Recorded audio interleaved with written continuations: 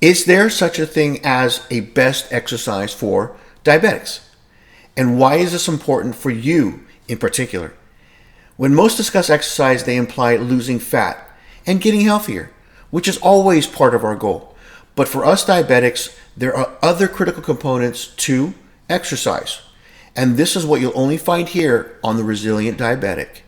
Which ones will help you control blood sugars better and at the same time drastically improve your health by burning the stored fat that actually causes insulin resistance? Choosing the right exercise at the right time can have you cutting your medications in half. And for some of you, with the help of your doctor, completely eliminate all unnecessary medications. Why? Because exercise is a powerful ally. And you will learn today, not all exercises were and are created equal. But before we begin, let me welcome all you resilient diabetics out there. This is where we turn ordinary struggling diabetics into extraordinary well-controlled diabetics. If you don't know who I am and you're brand new, welcome. My name is Jay Sampak, and I am an insulin-dependent diabetic diagnosed a little over 5 years ago. So the proud owner of a pancreas that has gone on a lifelong and permanent vacation. So not only am I diabetic just like you, where we will be walking that walk and talking that talk together, but I do also have a University of Bachelor of Science degree in nutrition dietetics, and that comes in very handy in helping discuss all the intricacies of being a diabetic. The unique information presented today will only be found here on the Resilient Diabetic. New life-changing episodes are released weekly. So if you want to learn more and you want to be notified, the only way to do that is you have to hit that gray bell you see on your computer on the top right part of the screen, the subscribe button, and of course, that like button. What I will explain to you today is the reason why this LADA type 1.5 insulin-dependent diabetic looks this way, and at the same time, yes, has my A1C in the mid to low 5s. It has to do with, first, the right diet. Two, but just as importantly, leveraged with the right exercises. So when you think of exercise, most think of what is the best exercise to burn body fat? Well, that in itself is not quite a simple question to answer, but we as diabetics, we need even more from exercise. How can exercise help control blood sugars is first. So in order to understand that, there's this paradox we need to understand. What is aerobic versus anaerobic exercise, and how does the body use the different fuels and the different mixtures of those fuels to power us? Aerobic exercise is sometimes known as cardio. That exercise requires pumping of oxygenated blood by the heart to deliver that oxygen to those working muscles. Aerobic exercise stimulates the heart rate and breathing rate to increase in a way that can sustain the body for the entire session. In today's terms, it's also known as steady state cardio. Why? Because it's performed in a very steady, low to moderate pace. These type of exercises utilize what's known as slow twitch fibers. They are great for cardiovascular conditioning and do improve muscular endurance. Fats, carbohydrates or glucose, and protein to some extent are the fuels our muscles utilize during cardio. The difference between them, as I've mentioned before, is that fat contains 9 calories per gram, whereas carbohydrates contain 4. So you basically get more energy and can go further on a gram of fat than you can on a gram of carbohydrate. The body wants to burn fat because it's such an efficient fuel. The catch is, you need more oxygen to burn fat because it's denser than carbohydrates. The good news is this: your body gets better at using oxygen and burning fat the more you do regular exercise. So the more you exercise, the better the body adapts to burning and utilizing fats. So in essence, aerobic exercise is great for removing excessive body fat stores.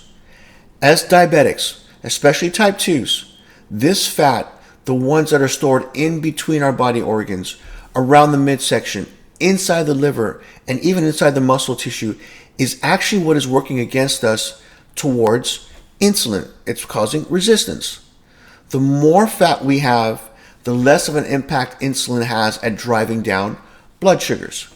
So aerobic exercise is the kind that pulls those dangerous fat reserves. Aerobic exercise also at the same time makes muscles sensitive to glucose. So they in turn will open their cell doors and pull in that glucose floating around in the blood. So it does lower blood sugars too. Now on to anaerobic exercise, like sprinting, weightlifting. These are short, intense activities that you have to be working to your max, but they cannot be sustained for long like aerobic exercise. So anaerobic metabolism is the creation of energy through the utilization of carbohydrates in the absence of oxygen. This occurs when your lungs cannot put enough oxygen into the bloodstream to keep up with the demands of the muscle tissue. It's generally used for very, very short bursts of energy. This occurs when your lungs cannot put enough oxygen in the bloodstream to keep up with the demands of your muscles for energy. It is generally used for only short bursts of activity, such as when you go for a sprint, or you're running, or cycling, or when you're lifting heavy weight. These exercises will cause you to be quickly out of breath. During anaerobic exercise, oxygen consumption is not sufficient enough to supply the energy demands placed on the muscles. Therefore, your muscles begin to break down sugars. The ones that are stored as glucose are also what's known as glycogen inside the muscle tissue. So where aerobic exercise uses more fat as a fuel, anaerobic exercise uses glucose as a fuel. Are you starting to see the differences and why both are very, very important? Anaerobic exercise will not only help you clear more glucose from the blood, but at the same time help you gain lean muscle mass. Why? Because exercise like lifting weights uses a different kind of muscle called fast twitch muscles. While anaerobic exercise will not only help you burn fat to a degree, but the big difference, it will help you gain that lean muscle mass. These fast twitch fibers are the ones that are capable of getting denser.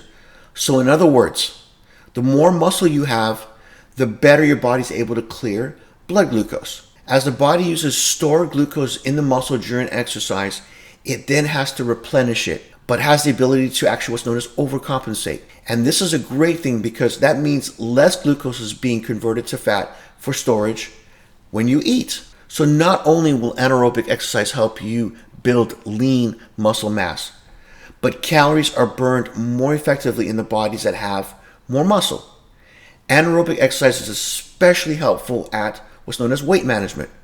The more muscle you have, the more calories you're going to be burning at rest while you're sitting here watching my videos. So we want two things from exercise. We want to burn off that fat that causes insulin resistance, and we want exercises that help create more muscle to clear that blood glucose and keep our metabolisms revving high all day long. So the big question of the day is, how do we put this into motion? But before you do this, you must bring this to the attention of your healthcare team. They have to be in on these changes. Your doctor has to clear you to exercise, and you will have to start adjusting your medications down to reflect changes in body composition. The key to getting the best results is to have a workout that incorporates both cardio and resistance training at the same time. If you are able to join a gym, you can do both there together. I would want you to start with resistance weight training first before you do cardio. If you are unfamiliar, hire a personal trainer. This is going to be one of the best investments of your life. Have them teach you the basics of free weights. Now, after weight training is when I want you to do the cardio. The next question is, how much time in the gym? No more than an hour. Yeah, simply 40 minutes of weight training followed by 20 minutes of cardio. That's it. 3 to 6 days a week, depending on your schedule. Now to a very big secret. Each time you exercise, your body opens up a window where it is very sensitive to glucose. I estimate that window stays open for about 3 to 5 hours depending on the intensity of the exercise. That is where your body will channel what you've eaten to repair, replenishment, and recovery for muscle tissue, overstoring what you ate as body fat. So that is why for many of you, if you split your exercise into 2 sessions per day, like what I'm about to discuss, there will be changes overnight. We are talking transformations that will shock and awe everyone around you, your doctors, your coworkers, your family, friends, and most importantly, your significant other. How? Do your cardio at home first thing in the morning when you wake up. let me tell you, you will feel fantastic. Go for that walk, get on that bicycle, or use any home cardio machine you may have, and that's for just about 30 minutes is all you need. But I want you to wait to eat and fast for a couple hours after exercise. That is ideal as it allows the body to continue to burn fat and pull those really resistant fat cells and use that for energy. And that makes you even more and more sensitive to insulin.